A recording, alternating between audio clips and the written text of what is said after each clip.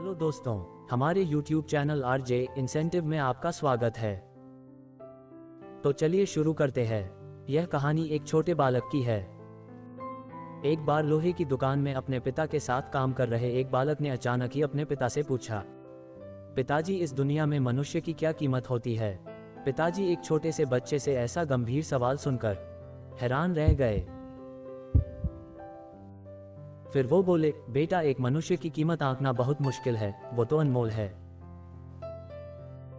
बालक ने कहा, क्या सभी उतने ही कीमती और महत्वपूर्ण हैं? पिताजी ने कहा, हाँ बेटे। बालक के कुछ पल्ले नहीं पड़ा। उसने फिर सवाल किया, तो फिर इस दुनिया में कोई गरीब तो कोई अमीर क्यों है? किसी की कम इज्जत तो किसी की ज्यादा क्यों होती है?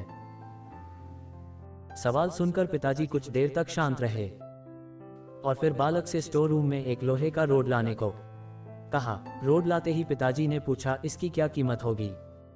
बालक ने कहा, लगभग 300 रुपए।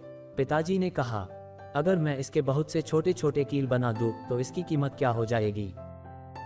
बालक कुछ देर सोचकर बोला, तब तो ये और महंगा बिकेगा, लगभग 1000 रुपए का। पिताजी ने कहा, अगर मैं इस लोहे से घड़ी के बहुत सारे स्प्रिंग बना दूं तो? बालक कुछ देर सोचता रहा और फिर एकदम से उत्साहित होकर बोला, तब तो इसकी कीमत और भी ज्यादा होगी। पिताजी उसे समझाते हुए बोले, ठीक इसी तरह मनुष्य की कीमत इसमें नहीं है कि अभी वो क्या है, बल्कि इसमें है कि वो अपने आप को क्या बना सकता है। बालक अपने पिता की बात समझ चुका था। तो दोस्तों, इस कहानी से हमें शिक्षा मिलती है कि जीवन में सफल होने के लिए संघर्ष करना पड़ता है। दोस्तों, इस तरह की बेहतरीन कहानियों के लिए हमारे चैनल को लाइक, शेयर एंड सब्सक्राइब करें। धन्यवाद।